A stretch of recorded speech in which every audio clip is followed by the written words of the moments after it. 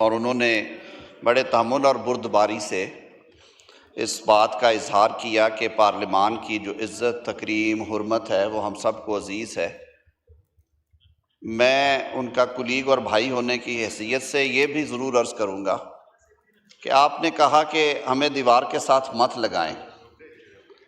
دیکھیں، وزیر اعظم نے حلف لینے کے بعد جو پہلی بات کی، جب 2022 میں ایک آئینی طریقے سے تحریک عدم اعتماد کامیاب ہونے کے بعد وہ یہاں پہ کھڑے ہوئے، تاریخ بتا رہی ہے اور تاریخ بتاتی رہے گی کہ آپ لوگوں کا فیصلہ غلط تھا، اسمبلی چھوڑ کے جانے کا، آپ نے اس کی قیمت ادا کی۔ کچھ باتیں ہیں جو ہمیں کرنی چاہیے، تاریخ کے جھروکوں سے ہمیں سبق حاصل ہوتے ہیں۔ آپ اگر پولیٹیکل ڈیسیژن لیتے، ایوان کے اندر رہتے، تو معاملات شاید اس حد تک نہ جاتے۔ آپ نے سپیس خود چھوڑی، آپ نے پاکستان کے عوام کا خیر اندیش بننے کی بجائے، خیر خواہ بننے کی بجائے، آپ نے اپنی حکومت کو، اقتدار کو ترجیح دی، اور آپ نے اس کو انا کا مسئلہ بنا کے کہا کہ ہم نہیں کھیلتے، جائیں۔ سیاست یہ نہیں ہے۔ سیاست اور فسطائیت میں ایک ہی فرق ہے کہ سیاست میں آپ دلیل سے، ڈائیلاگ سے قائل کرتے ہیں، فسطائیت میں کہتے ہیں کہ طاقت سے کریں گے، بزور بازو کریں گے، ڈنڈا سے کریں گے۔ نہیں چلے گا۔ خورم صاحب سنیں، ہم بڑے آپ ماشاءاللہ میرے وکیل بھائی ہیں، چھوٹا بھائی ہے، سنا کریں۔ لقمے دینے سے تاریخ نہیں بدلے گی، لقمے دینے سے یہ بھی نہیں بدلے گا کہ اس کرسی کو، جس کو آج آپ جس کی طرف انگلی اٹھا رہے ہیں، ایک آئینی عمل کو روکنے کے لیے اس کرسی میں بیٹھ کے آپ نے منتخب ایوان تحلیل کر دیا تھا، 2 منٹ پہ تحلیل کر دیا تھا۔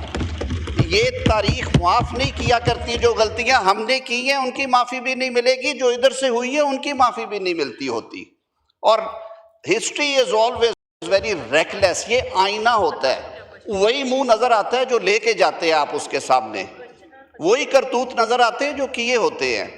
تاریخ کو جج کرنے دیں۔ لیکن میں پھر ایک دفعہ وزیر اعظم پاکستان میاں شہباز شریف کی وہ بات دہراتا ہوں کہ پاکستان ہیں تو ہم سب ہیں۔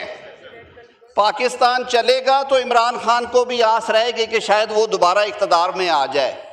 پاکستان رہے گا تو پاکستان پیپلز پارٹی، پاکستان مسلم لیگ نون، تحریک انصاف، متحدہ قومی موومنٹ، دیگر جماعتیں جو ہیں وہ سیاست کریں گی۔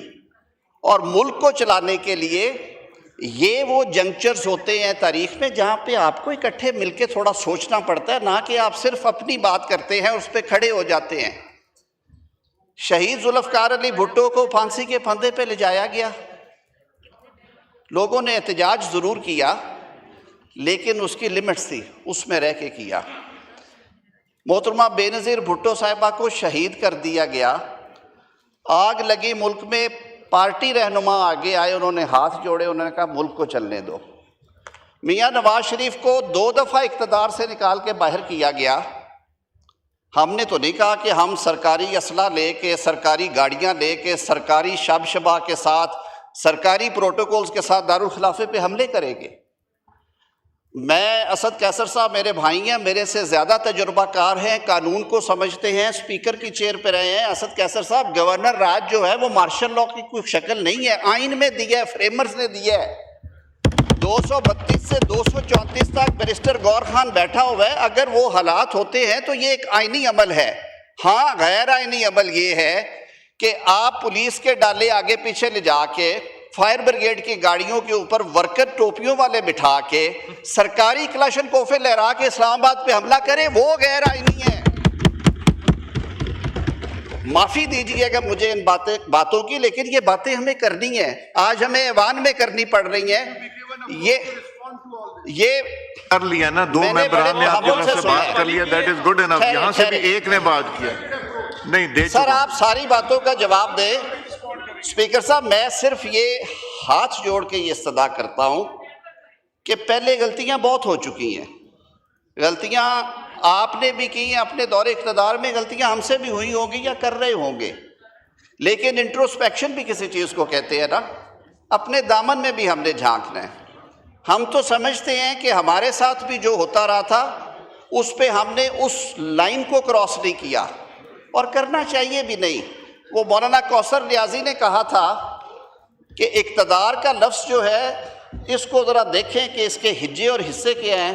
اسی میں سارا سب کیا اس ملک کی سیاست کا، کہ جب آپ اقتدار سے نکل کے جب وہ کہتے ہیں جی پہلا ہٹ جاتا ہے تو پھر سیدھا دار نظر آتا ہے آپ کو. ہمیں یہ فلسفی چینج کرنا ہے، اور یہ ایک جماعت چینج نہیں کرے گی، یہ سب نے مل کے چینج کرنا ہے.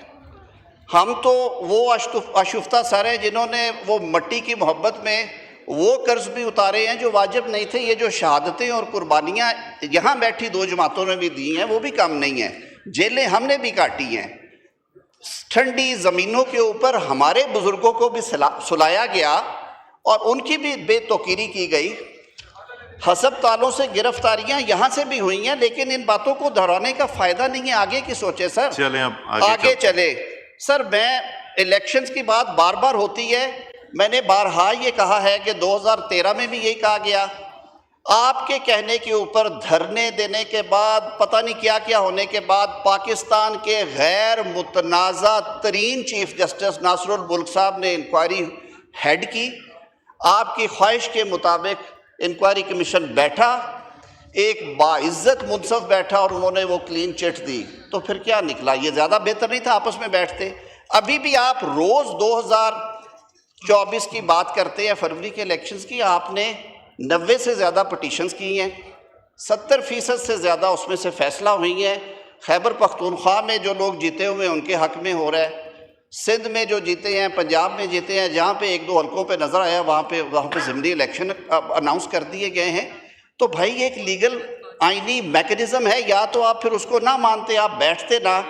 تو خدا کے لیے اس ملک کا سوچیں. 25-26 کروڑ لوگ اس ملک میں بستے ہیں. آنے والی نسلیں جو بچے بیٹھے ہوئے تھے یہ کیا سبق لے کے جاتے ہیں؟ اسپیکر صاحب تو آپ کوئی ایسی بات کریں جس میں کہ آپ لوگ بیٹھ کے آپس میں بات کریں کہ ہمیں سلوشن کیا ہے. میں سر پھر دہرا رہا ہوں کہ وزیر اعظم پاکستان میاں شہباز شریف صاحب نے ایک دفعہ نہیں بارہا کہا ہے، ہمارے پیپلز پارٹی کے دوست بھی یہی بات کرتے ہیں کہ سیاست کا ایک اسلوب ہے، اور اسلوب یہ ہے کہ آپ نے مل بیٹھ کے معاملہ حل کرنے ہیں، طے کرنے ہیں. جو میں نے عرض کی ہے، چڑھائیاں کرنے سے، جلوس لے کے آنے سے، دھمکیاں دینے سے ایوان فتح نہیں ہوتے سر. ایوان انشاءاللہ یہ پاکستان کے عوام کا منتخب ایوان ہے، یہ اسی طرح رہے گا.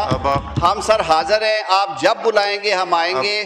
آپ کی جو ہدایت ہوگی اس پہ عمل ہوگا. یہ حکومت کی کمٹمنٹ. اب آپ لوگ ذرا بیٹھ جائیے، آج ہی بیٹھ جائیے، ذرا ان سے بات کیجئے تاکہ اسد صاحب آپ نے بھی بات کی، گوہر صاحب نے بھی بات کی، نور عالم صاحب نے بھی بات کی، اعظم صاحب اور رفیع اللہ صاحب نے.